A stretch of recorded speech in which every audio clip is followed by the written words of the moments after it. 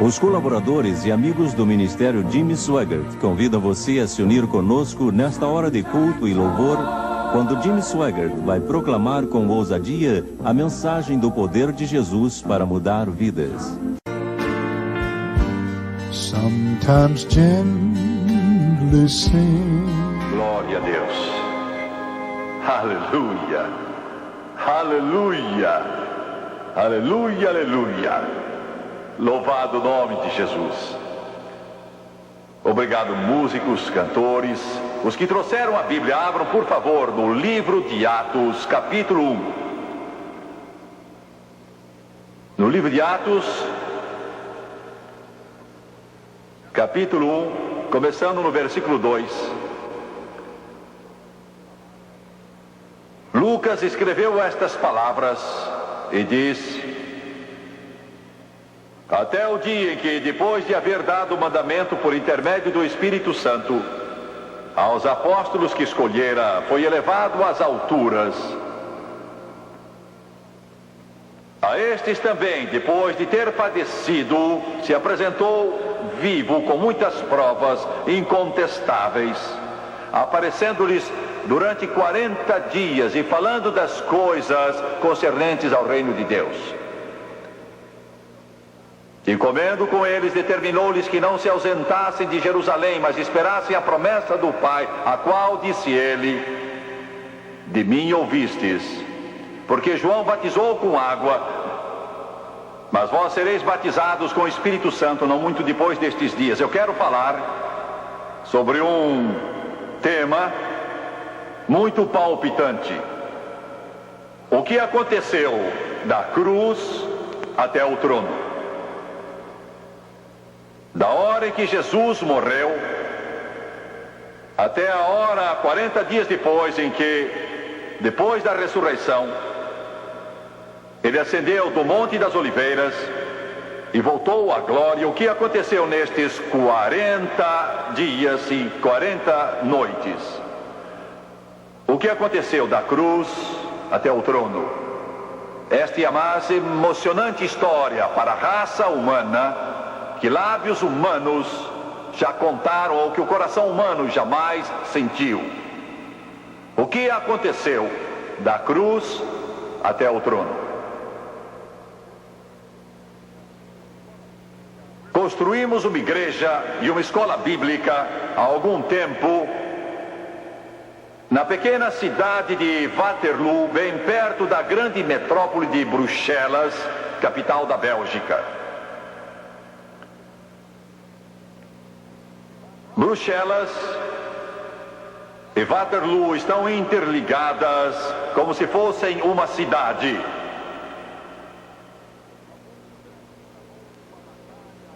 Há muitos anos travou-se uma batalha em Waterloo que veio a mudar o curso da história.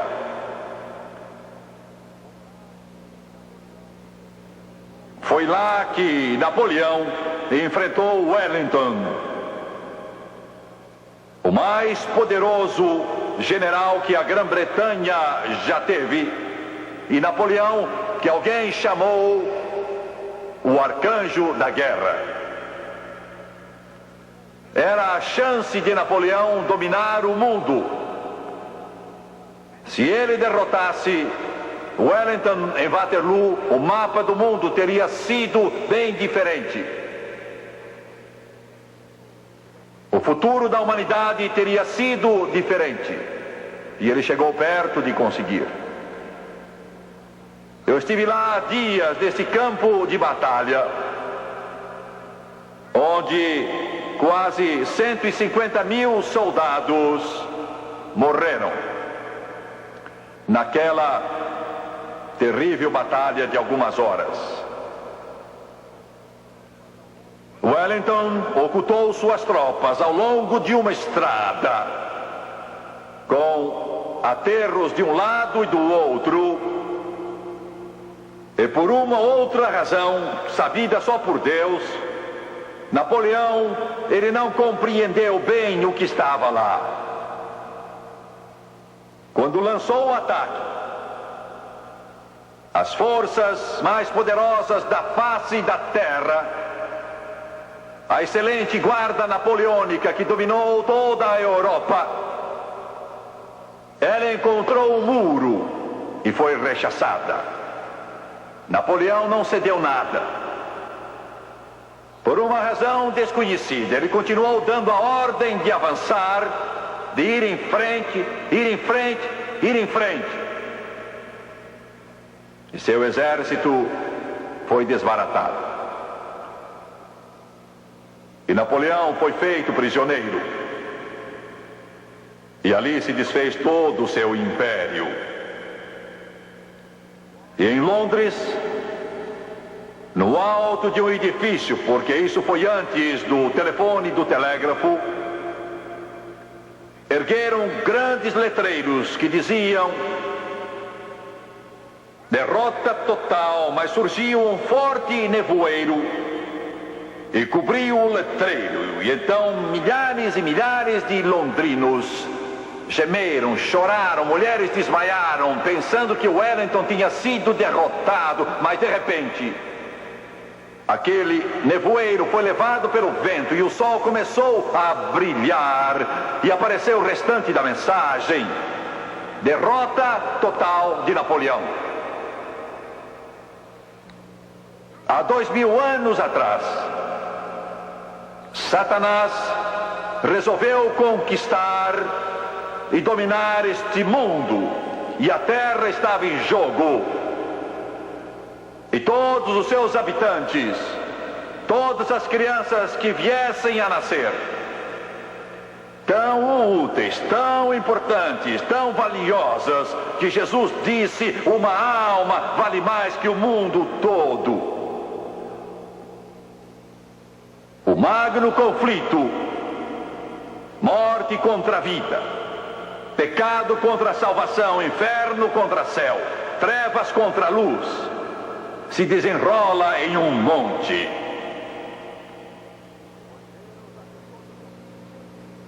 Pois Deus, na pessoa do seu Filho Jesus Cristo, ofereceria sua vida, o Filho de Deus encarnado, Deus manifesto em carne, Emanuel, Deus conosco, pois Jesus é Deus.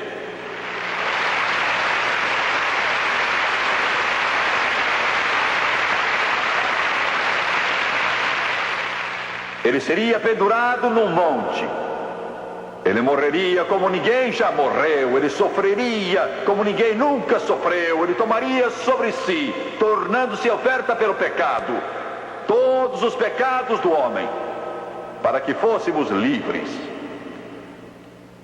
Alguma coisa num criminoso, alguma coisa num assassino, alguma coisa em alguém que é condenado à morte, e de repente a pena é suspensa. Não há nenhum drama que se desenrole desta maneira.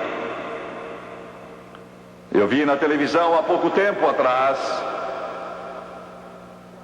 3 homens numa certa penitenciária que eram assassinos, eram culpados, não havia dúvida sobre isso, foram condenados à morte na cadeira elétrica. As câmaras mostraram suas celas, porque algo havia acontecido. Não há pungência, não há drama, não há momento, não há nada que possa representar esta cena. Condenados à morte na cadeira elétrica, mas houve suspensão. O governador do estado disse: eu comuto a pena de morte para a vida. E eu vi esses homens com lágrimas rolando da sua face, se ajoelharem e agradecerem a Deus.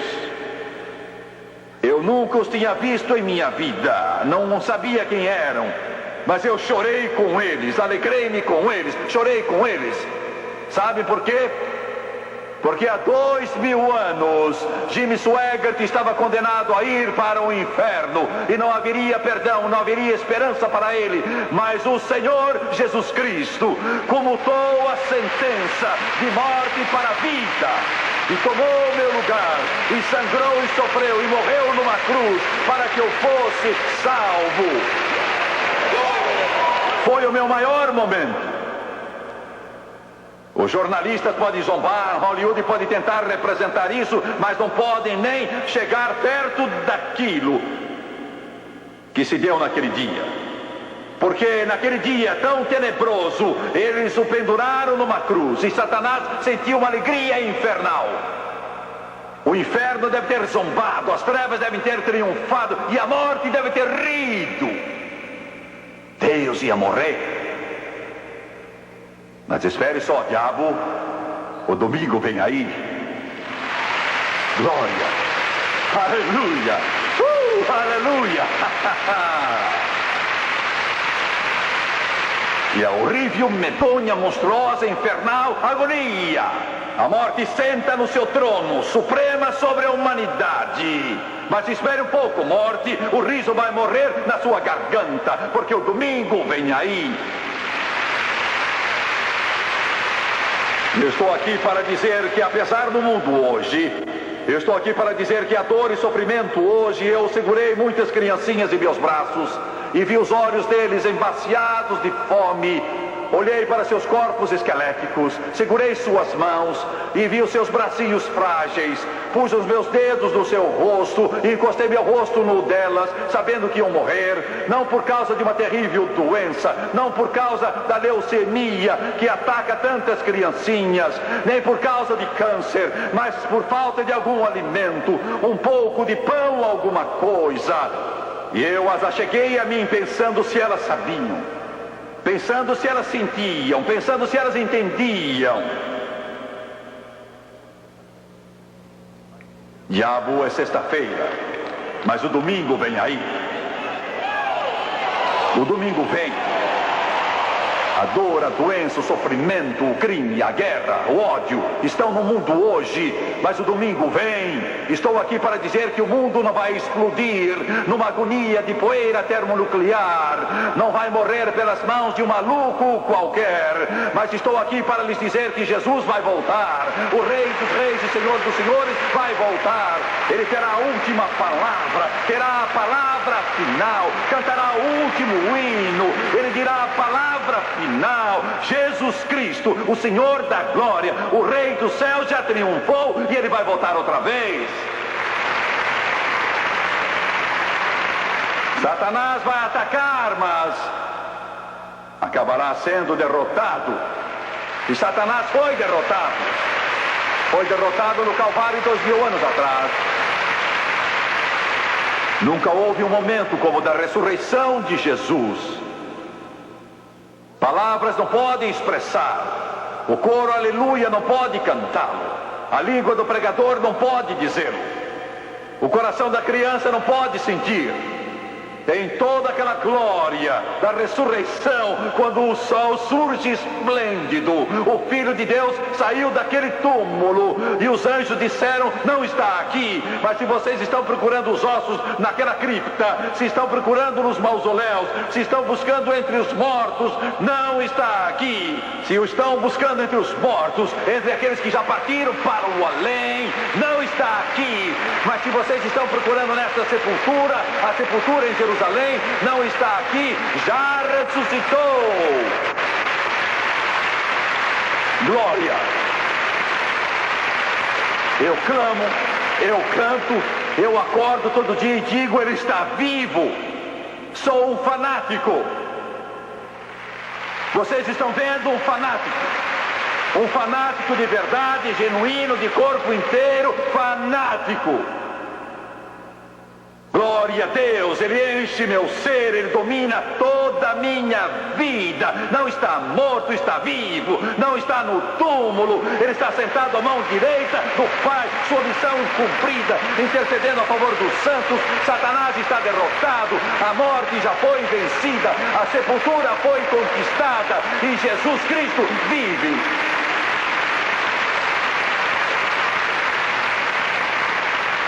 Seu pobre jornalista, seu pobre representante da imprensa,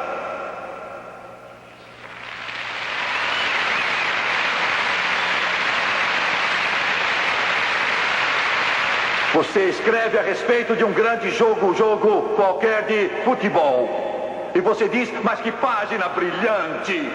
Você escreve sobre um acontecimento notável e pensa, veja só que coisa maravilhosa. E escreve a respeito de um desses filmes de Hollywood e pensa que escreveu uma grande coisa. Porque você não escreve sobre o maior fato que jamais aconteceu, que Jesus vive, Ele vive, Jesus Cristo vive hoje. Louvado seja Deus, está vivo, está vivo, está vivo, está vivo.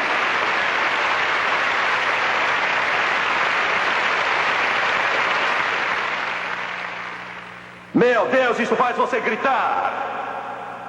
Isso faz o mundo gritar. Eu não entendo alguns de vocês. Vocês estão aí.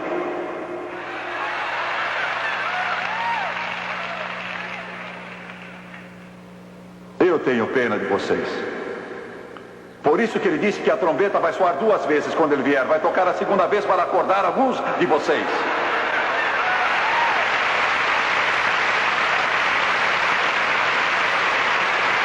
Aleluia! Que pensamento! Jesus trouxe salvação perfeita, vitória sem vitória. Ainda que Satanás ataque, a graça de Deus nunca falha. Vitória sem vitória. Pois bem, essa é a introdução da minha mensagem.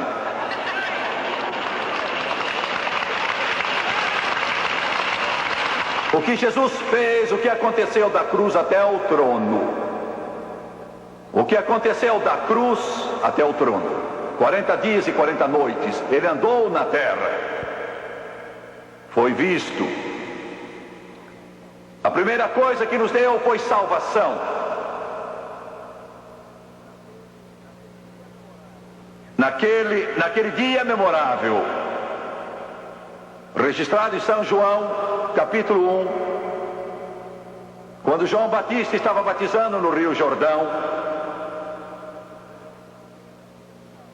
esta foi outra cena vinda lá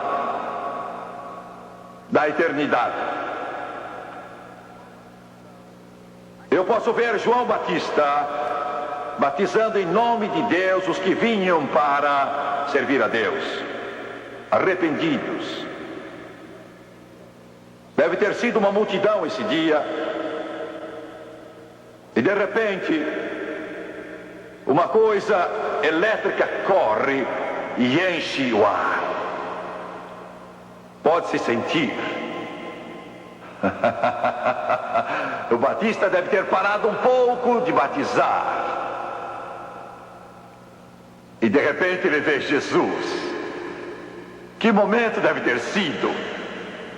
Ele tinha estado nesse deserto desde que era criança, orando e esperando por esse momento.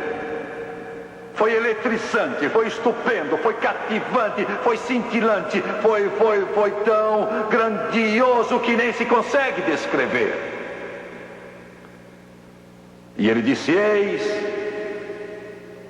E quando ele disse, eis, todo mundo virou e olhou. O Cordeiro de Deus, que tira o pecado do mundo.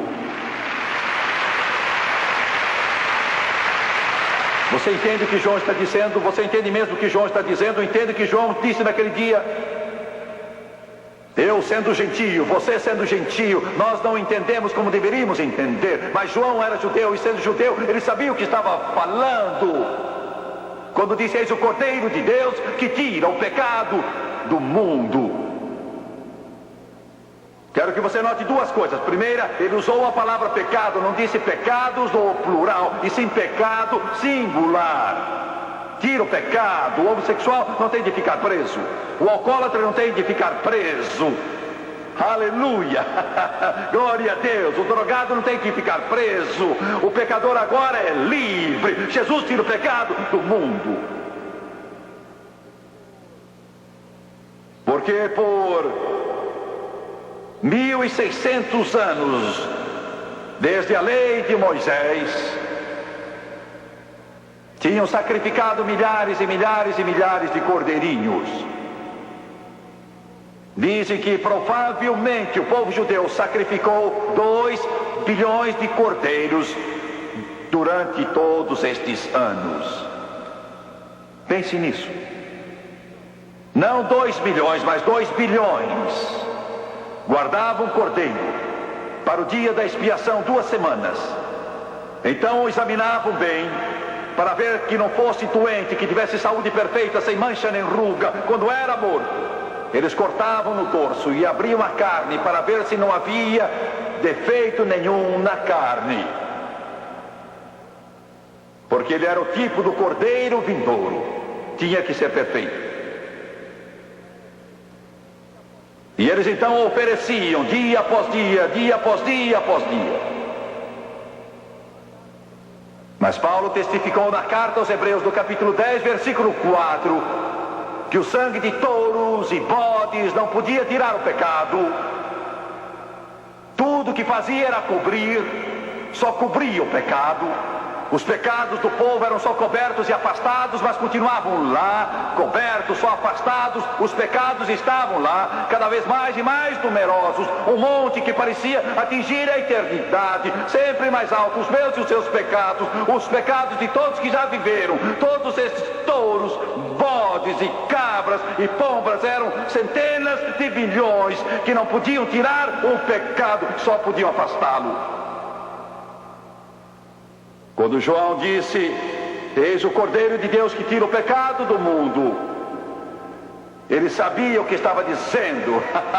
Aleluia! Ele dizia: este agora, o Cordeiro de Deus, não só vai cobrir o seu pecado, ele não vai somente afastá-lo, ele não vai só pôr uma cobertura nele, mas ele vai tirar o pecado, de modo que não haja mais pecado. Livre, livre, livre, livre, livre, afinal. Você entende isso? Você entende isso? Quando Jesus ressuscitou, a primeira pessoa que o viu, você sabe quem é que foi? Foi uma mulher.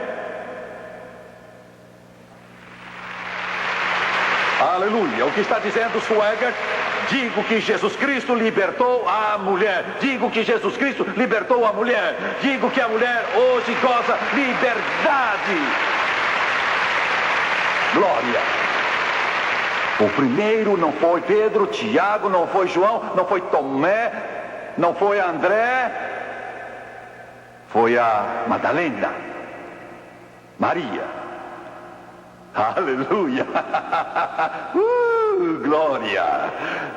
Senhoras, como se sentem? Senhoras, não foi uma honra?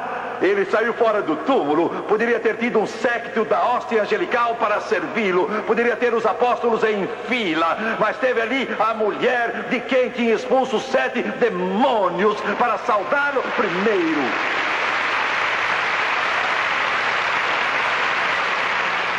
E com isso diz: seja quem você for, ele pode mudá-lo.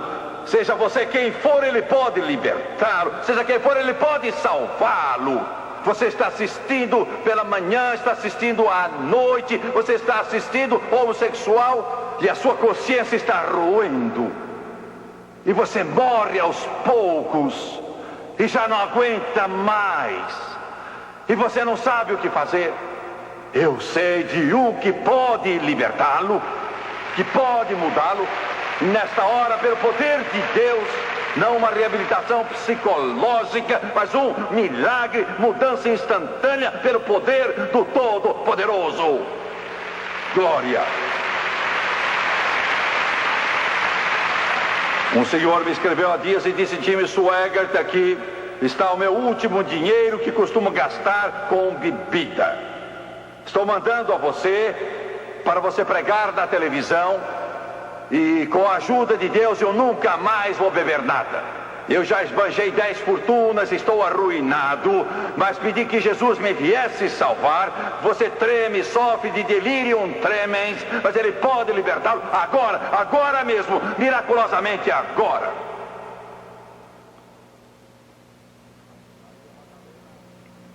E Maria Madalena pensou que fosse o jardineiro, mas ele a chamou pelo nome Maria. Você não acha isso nas diferentes traduções? Porque eu acho que os tradutores da Bíblia hesitaram um pouco em fazer essa tradução. Diz assim: Jesus disse a Maria: não me toques, eu ainda não ascendi ao Pai. Mas original, a língua em que foi escrito é um pouco diferente. O que aconteceu foi que Maria agarrou suas pernas e não o quis largar.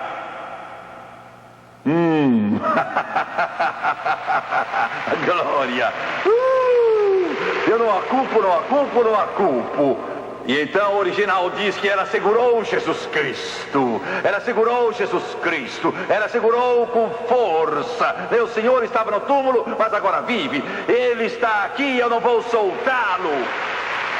Aleluia, aleluia, glória a Deus. Aleluia, aleluia, aleluia, aleluia. E disse: Maria, deixe que eu vá, porque tenho que ir para a glória e lá oferecer meu sangue no propiciatório. Tenho que ascender ao meu Pai, seu Pai, e vou penetrar no Santo dos Santos e vou levar o meu sangue que derramei no Calvário e vou oferecê-lo no propiciatório. Você precisa me largar, Maria. Glória a Deus, não culpa Maria. Este Jesus a quem sirvo não é uma palavra vazia, não é um nome para um hino, não é molde para uma estátua. Ele vive, Ele me libertou, mudou meu coração, mudou minha vida. Sim, sou fanático por Ele, sim, sou um pouco maluco por Ele. Não culpo Maria Madalena.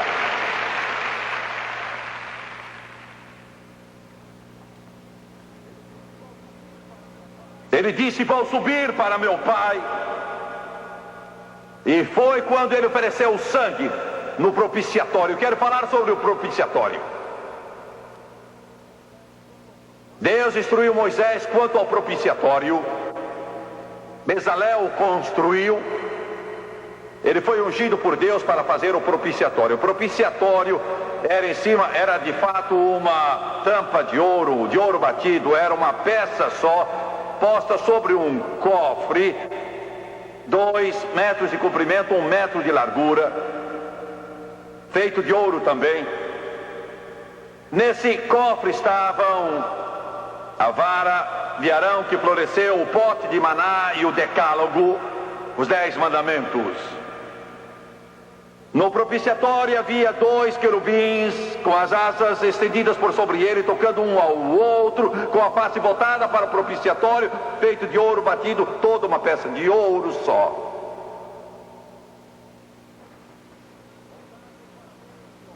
Voltados para a lei violada, voltados para os mandamentos quebrados pelo homem, que diziam: não furtarás, não matarás, não cometerás adultério, etc, etc. O homem era culpado. E os querubins olhavam para a lei através do propiciatório, que representa graça.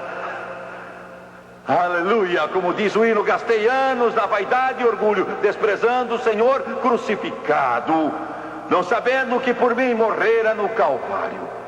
E o coro que diz: a graça foi grande para mim, o perdão me foi revelado e a minha alma achou a liberdade no Calvário. Aleluia. E uma vez por ano o sacerdote entrava, oferecia o sangue daquele cordeiro no propiciatório, para afastar os pecados do povo. E Jesus então ia oferecer o seu sangue perfeito, puro, limpo, incontaminado, no propiciatório do céu, no lugar santo. Estávamos em uma reunião em Washington com muitos oficiais do governo.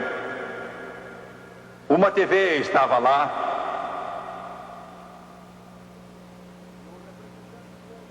e o representante de um programa que não vou mencionar Vou ter mais respeito por ele do que ele revelou pelos outros. Ele perguntou a um pastor que estava presente: vocês dizem que tem de aceitar Jesus para ser salvo? Ele disse sim. Ele disse: bem, você não concorda que somos todos irmãos? Os budistas foram a Deus, os mormons adoram a Deus, os hindus adoram a Deus, os judeus adoram a Deus, vocês cristãos adoram a Deus, todos somos irmãos, todos somos filhos de Deus.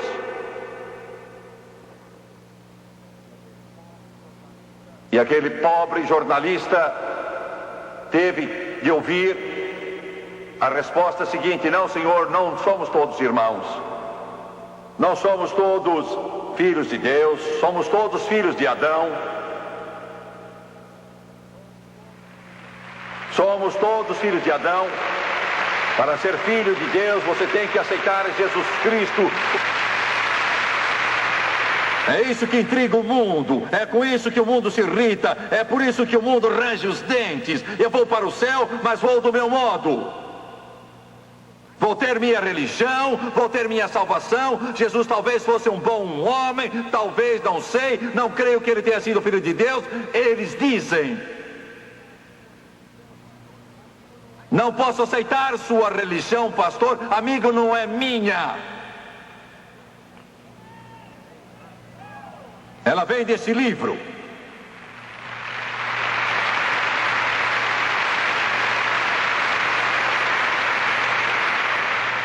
Se não gosta dele, como vai substituí-lo? Com o quê?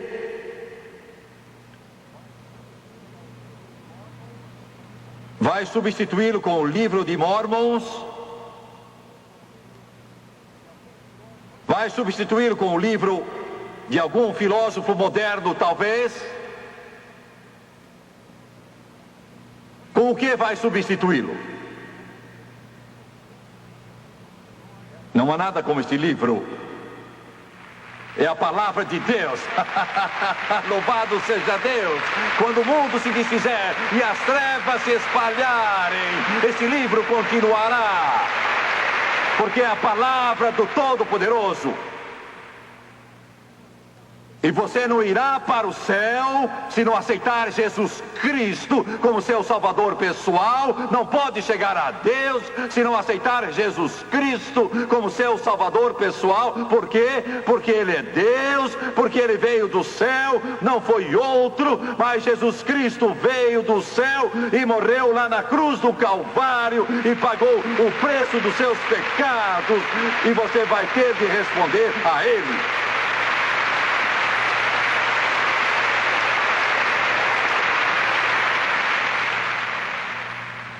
Eu nasci como filho de Adão, mas me tornei filho de Deus.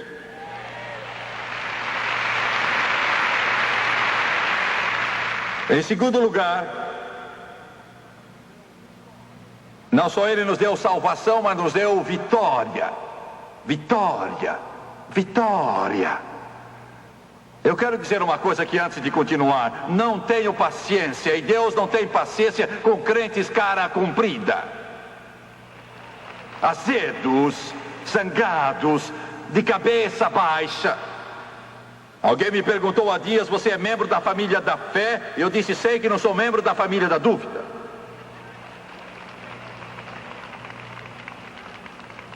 Ele trouxe salvação à sua vida, Ele deu vitória.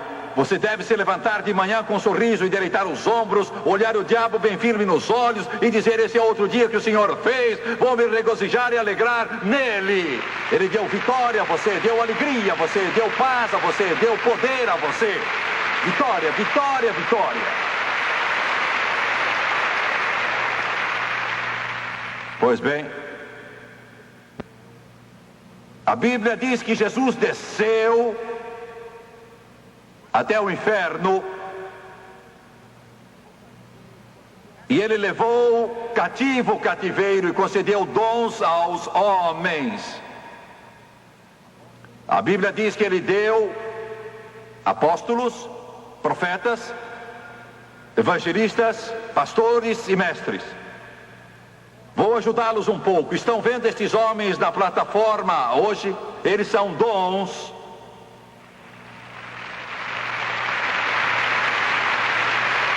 São dons de Deus para vocês. Eles são dons. Eles são tão importantes que é bem difícil descrevê-los. Ele deu dons aos homens, apóstolos, profetas, evangelistas, pastores e mestres. Os jornalistas dizem: por que é que você diz as coisas que diz? Quem lhe deu o direito de dizê-las? Oh, gosto quando perguntam. Sou um evangelista. Eu sou um desses dons. Sou um evangelista. Meu trabalho é fazê-los contorcer-se. Minha ocupação é fazer vocês se mexerem na cadeira. Minha ocupação é tirar o seu sono. Minha ocupação é fazer vocês virarem de lado para o outro. Minha ocupação é pôr o temor de Deus no seu coração. É por isso que Deus me chamou. Sou um evangelista. Aleluia! Glória! Ame seu pastor. Ore por seu pastor. Peça que Deus abençoe seu pastor, porque está orando por um dom. É o que a Bíblia ensina. Ensina a orar pelo pastor.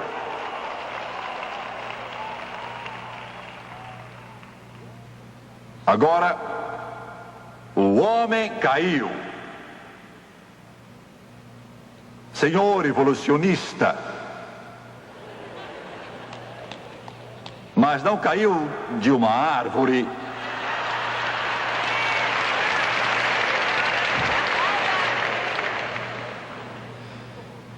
A maior mentira, a mais tola e absurda que jamais foi contada foi a mentira sobre a evolução.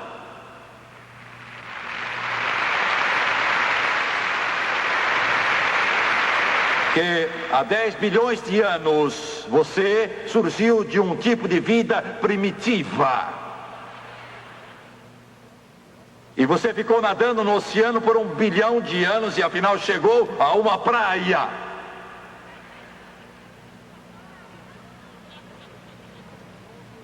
E então surgiram pintas em outro 1 bilhão de anos da sua cabeça e elas foram se desenvolvendo até se tornarem orelhas. É isso que essa gente ensina. Que as universidades ensinam. Não todas, mas muitas. Fale mesmo! Eu falo.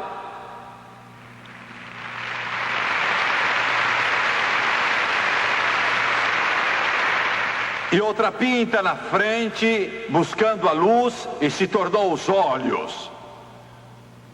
E outra 5 milhões de anos mais tarde, que se desenvolveu em mais de 1 milhão de anos e acabou ficando finalmente uma perna. Oh, agora pode mover-se.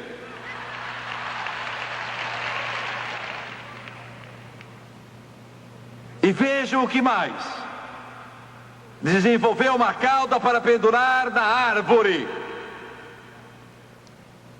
Coisa mais linda. Estão vendo?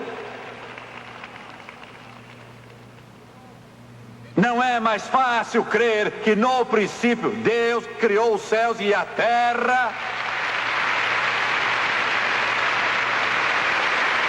Não é mais fácil crer? Não é muito mais fácil só crer na Bíblia? No princípio Deus, diretores de escolas e professores, vocês querem tirar Deus das escolas? Deus ainda vive. Querem tirar Deus dos compêndios, mas Ele ainda vive.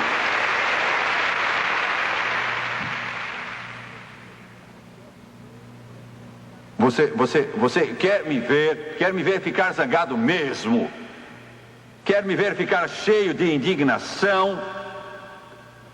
É ver um velho qualquer que nem consegue achar a porta, dizer: as crianças não podem fazer oração na escola.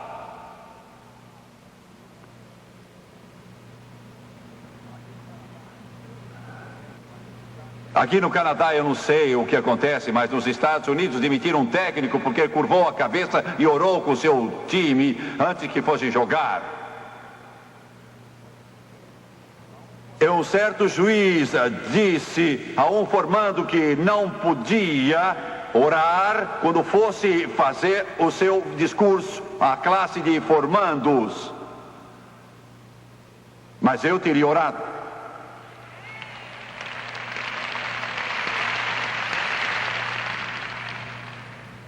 E isso de modo furtivo. Eu diria: ó Deus, dizem que eu não posso falar contigo.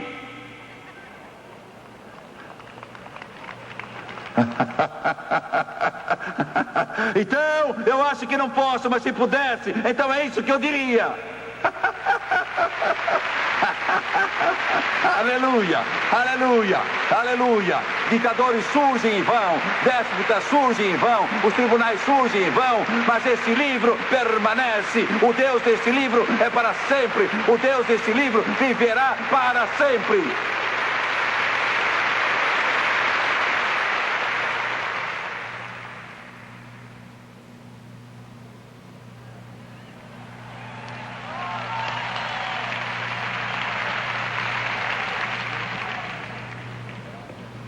Alguns dos jornalistas dizem: será que aquilo é água?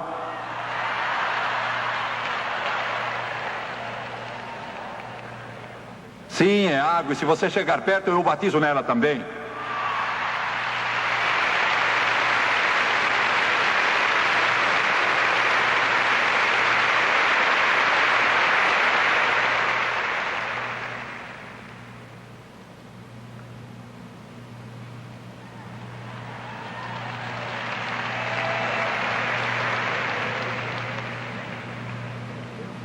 Eu gosto deles. Eu gosto desses jornalistas de fato. São gente boa, gosto deles.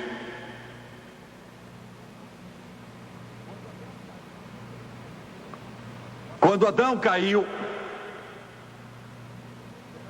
ele perdeu esperança, amor, fé e segurança.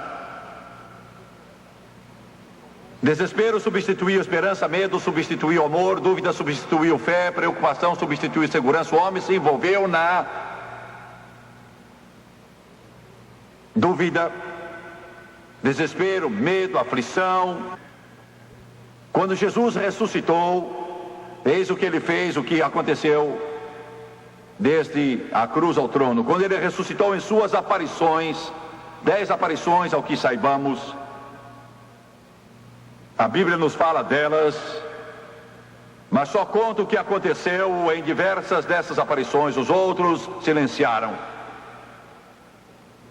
Quando Jesus apareceu a Maria Madalena, como mencionei faz pouco, ela estava tomada de desespero. Deus estava morto, mas ele o substituiu pela esperança, e o homem a recuperou. Quando apareceu aos discípulos, a Bíblia diz que estavam reunidos com medo. Lemos em São João. Mas ele substituiu o medo pelo amor, dizendo: não temais. Glória a Deus. A terceira vez que ele apareceu foi a Tomé, pobre Tomé. Dúvida, dúvida, dúvida. Disse: eu não crerei enquanto eu não puser a mão na ferida do seu lado, em suas mãos. Ele apareceu a Tomé e disse: venha cá. Vamos, Tomé, toque-me. Tomé caiu aos seus pés. Ele foi o primeiro a dizer-lhe: Senhor meu e Deus meu. Ele substituiu dúvida por fé. No mar da Galileia, Jesus apareceu aos discípulos de novo. Bem cedo de manhã pescaram a noite toda, mas não pegaram nada. Aflitos, tristes, que faremos? E ele disse: filhos, apanhastes alguma coisa? Disseram: pescamos a noite toda, não pegamos nada. Ele disse: lançai a rede do lado direito do barco. Eles a jogaram e, céus, puxaram 153 peixes. Estavam na rede, tantos que ela se rasgou, e um dos discípulos olhou para ele e disse: é o Senhor.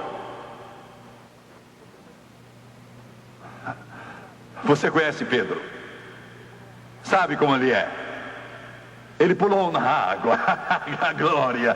Pulou na água. Não o culpo, eu teria seguido se estivesse lá.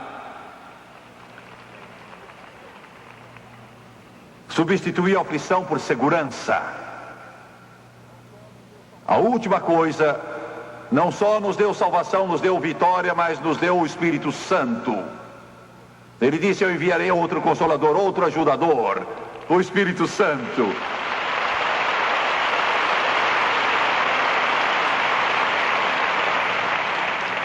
Igreja, o Espírito Santo é o segredo.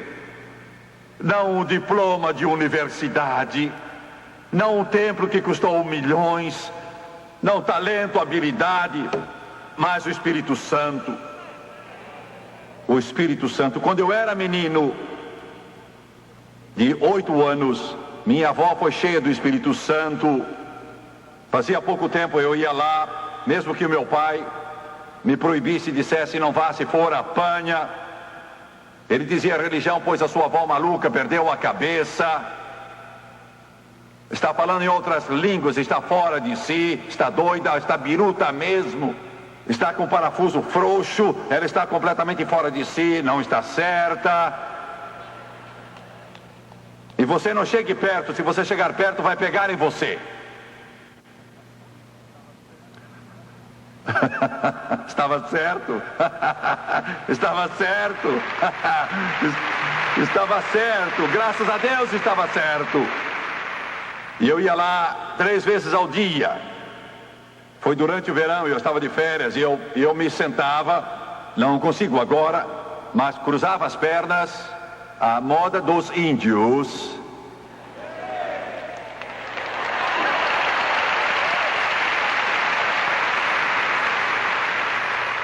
E então dizia: vovó, conte-me, tinha 8 anos, conte-me como foi cheio do Espírito Santo. Mas para aqueles que não o conhecem, isso não faz sentido algum, vocês não iriam entender isso. E ela me contava, seu rosto brilhava. E então chegava num ponto em que o poder de Deus a tocava, e por essa razão eu ia 3 vezes ao dia, manhã, tarde e noite, porque eu queria sentir aquilo.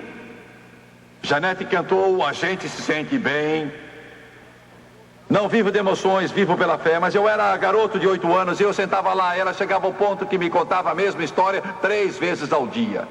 Como Jesus a encheu do Espírito Santo. Ela chegava naquele ponto e aí o poder a tocava. E ela estremecia, toda vez ela estremecia. Vocês acham isso fanatismo? Eu entendo isso. Você está tão seco que range ao andar, eu sei. Eu sei muito bem. O poder de Deus vinha sobre ela e vinha sobre mim. O meu cabelo arrepiava, o calafrio passava pelo meu corpo. Eu queria tanto ter a mesma coisa. Meu pai estava certo, ele disse: isso pega, e pegou em mim. Ele nos deu salvação, ele nos deu vitória, ele nos deu o Espírito Santo. Quando meu pai se converteu, eu nunca me esquecerei naquela noite. Eu tinha 5 anos, mas eu sabia que algo maravilhoso acontecera. Não há nada como isso, não há palavras para descrever. Ainda vejo na minha mente, está impresso indelevelmente no meu coração. Nessa noite, eu tinha 5 anos. Meu pai, 24. Algumas semanas antes, ele nunca tinha visto uma Bíblia, nunca tinha entrado numa igreja. Encurtando a história, que prazer eu senti naquele dia em que me converti. E agora eu sinto seu amor, segurança e paz, fervor. Sou feliz, tão feliz, pois em Jesus me satisfiz. A primeira pessoa a falar com meu pai foi Jorge. Ele também tinha sentido profunda convicção, mas ele não quis fazer a decisão, ele lutou. Estava chorando, com lágrimas rolando. Ele amava meu pai, tinha idade para ser pai dele. Os dois eram sócios. Veio e abraçou meu pai e disse: estou alegre. Chamavam Sani, sempre chamavam Sani. Sani, fico alegre, muito alegre.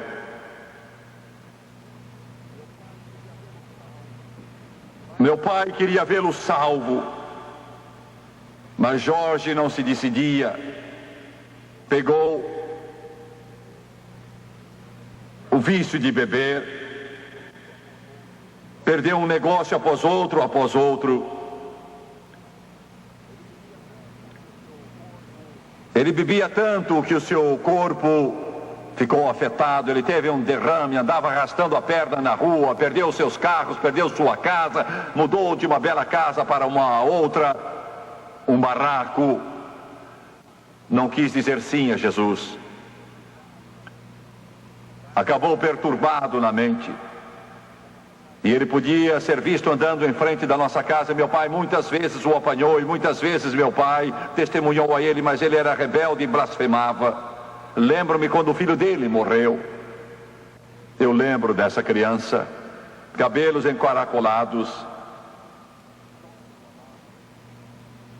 Jorge o amava. Era a única coisa que lhe sobrara.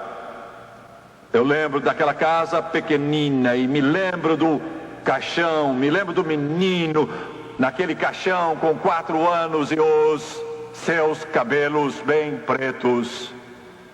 Eu lembro de Jorge, eu era menino, ele batia com os punhos do lado daquele caixão e meu pai, pondo o braço ao redor dele, Jorge chorava e dizia: se é assim que Deus age, eu não o quero. Deus, o que é que eu te fiz para tirares a única coisa no mundo que eu amava? Não tenho mais nada, acabou-se, tudo terminou e agora meu menino se foi. Eu te odeio, eu te odeio. Eles desistiram, não havia esperança. Eu pensei que ele morreu perdido. Quando o puseram num túmulo, a esposa praguejou e disse que bom que ele morreu. Eu pensei que ele morreu perdido. Mas há poucos dias, eu estava sentado à mesa com Lester Saunray e sua irmã Leona. E foram Leona Saunray, sua mãe, a mãe de Lester Saunray, que trouxeram o evangelho à nossa cidade há quase 50 anos na Louisiana, na América. E essa senhora Leona Murphy Saunray, ela arrancou o mato com as mãos do lote vazio em que construíram a igreja onde minha família foi salva. E começamos a falar dos velhos tempos. Ela disse: sabe, Tim, na última viagem que eu fiz na sua casa, se eu me lembro bem, foi a última viagem. Ela disse: eu vi seu tio, meu tio era rico, um multimilionário diversas vezes. Eu nasci na casa dele, 1935, 15 de março. Ela disse: eu ouvi, parei, o cumprimentei, e meu tio Lee a amava. E ela estava perguntando sobre meu avô, meu pai, minha mãe, sobre o pai e mãe de Jerry Lee Lewis, sobre o pai e mãe de Mick Gilley. E ela perguntou sobre Jorge. Ele disse: olhe, Jorge está morrendo, não vai durar muitas horas mais. E ela disse: Jimmy, eu fui depressa até lá, entrei naquela casinha, ele estava ali deitado, e ela ajoelhou junto a ele e disse: Jorge, você me conhece? Eu sou Leona Sanraio. Ele olhou, um olhar parado, e afinal sacudiu a cabeça, sim. Ela disse: chegou a hora.